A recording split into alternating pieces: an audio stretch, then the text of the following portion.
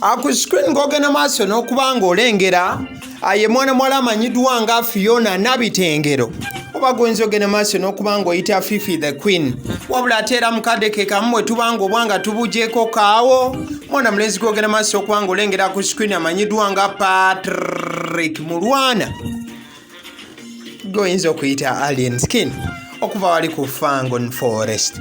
Oluvannyuma lw'ebyo byonna ebyagenda maaso n'okuba nga bihappening over the weekend ku show mwana mulenzi Alien Skin we yatuukira ku stage bino na biri ne bigenda maaso n'okuba nti bituukawo ebisinga mwagenda maaso n'okuba nga mubiraba.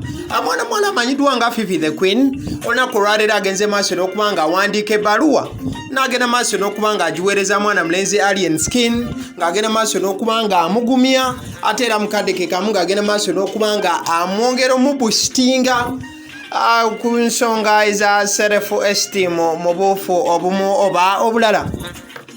Ebbaluwa ebadde egambako bweti music post era waliwo atajja kulaba kano as a music fan ate nga nalinako ku industry I worked closely with it ndowooza yayagadde gamba as a music fan ate nga naliko mu industry y'omuziki kwegamba nakolako ekitonotono oba kumpi nayo. Njagala okutegeeza kimenke in this industry bagoba agulina.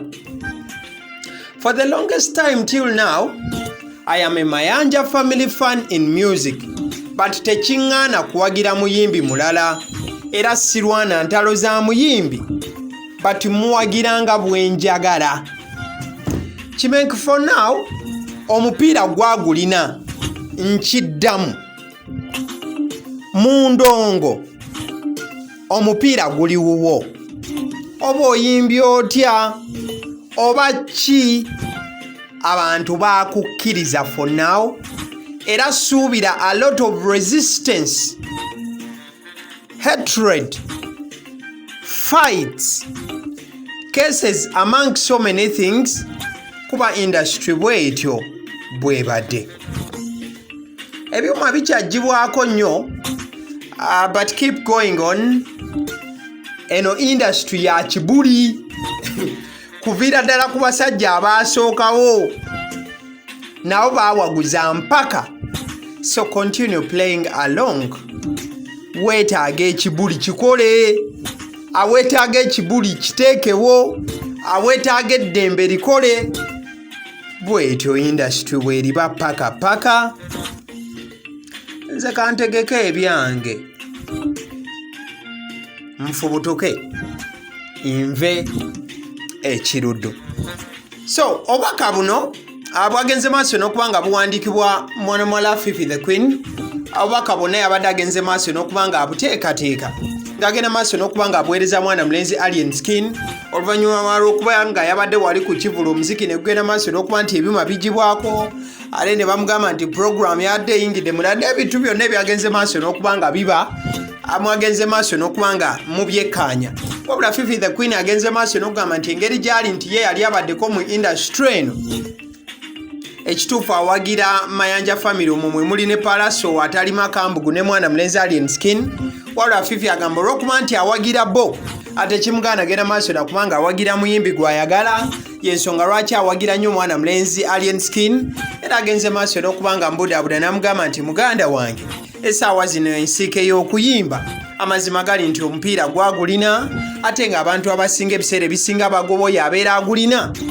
N'amugamba nti gwe suubira okuba nti obukyayi ogenda funa bungi okulwanagana kugenda kuba kungi abagenda kulopa ku poliisi emirundi mingi n'abakuyiganya bagenda kubeera bangi. Ne mwana mulenzi Alien Skin togenda maaso nakubanga opowa togenda maaso nakubanga ojjamu omuliro genda maaso n'okubanga oyongeza bwongeza bwekiba kiboli olina ogenda maaso n'okubanga okiteekawo awegaba malala wekuba kola kyonna genda maaso n'okubanga okikola kubanga gwaliko.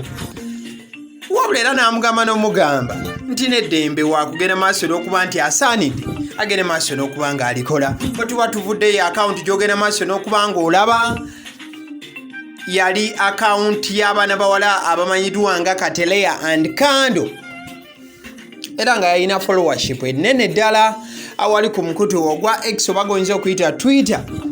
Akaunti eyo yagenda maaso okubanga ebagibwako management. Njagala okutegeeza nti oluvannyuma lw'ebbanga lya myezi 6 bweddu abaana bawala aba Kataleya and Kandle nga tebagenda maaso nakubanga bakuba muziki. Mwana mwala Hadija Namakula wamu ne mwana mwala Rebecca Nabatuusa. Kataleya ye Hadija Namakula ate mwana mwala oyo amanyiddwa nga kandi amanya ge amatuufu ye Rebecca Nabatuusa. Bagenze maaso okubanga bakomawo ku nsiike ey'omuziki. Wabula abaana bawala bano ogere maaso okubanga bakomawo njagala kujjukiza nti bagenze maaso n'okuba nti bava mu management yaabwe lyemanyiddwa nga Theron Music. Omwo mwe baakubira obuyimba bungi nga Tubikole n'obuyimba obulala bungi. Wabula ebintu tebyagera maaso okubanga bibatambulira mu mbeera nga bwe balina ogera maaso okubanga bibatambulira mu bufu omu oba obulala mukwano gwange maaso okubanga olaba ate ngera maaso okubanga owuliriza okakana eyo nga bagenze maaso okubanga babyeyitira ku twe. Era abaana bawala bano bagenze maaso okubanga bakomawo oluvannyuma lw'emyezi 6. Wabula bwe bakomyewo engeri gyekiri nti erinnya lya Kataleya and Kandle lye lyali main era lyali likozesebwa mu management eri eya Theron Music. Baana bawala bano bagenze maaso okubanga bafulumya ne basabukulula erinnya eppya wetwogerera. Baana bawala bano bagenda maaso okubanga bayita K&K Music. Era bw'oba ogenze maaso okubanga obanoonyako ku social media nga baakakomawo basooka ne bagamba nti who missed us oba muntu kye yagenze maaso okubanga atumisinga. Wabula akawunti ze bagenda maaso okubanga bagulawo eya TikTok, akawunti ya Facebook bagenda maaso okubanga bagihakinga ne bagiriirawo, akawunti ya Instagram ne bagenda maaso okubanga bagiriirawo. Era bana balano bano ne bagamba nti kati ffe twakakomawo ate batandise tulwana mu mbeera efaananako bwetyo. Era bagenda maaso okubanga batukakasa ne batugamba nti our dear fans, our new pages we just created today have been hacked. That is Instagram and Facebook. For now we only have access to X and TikTok.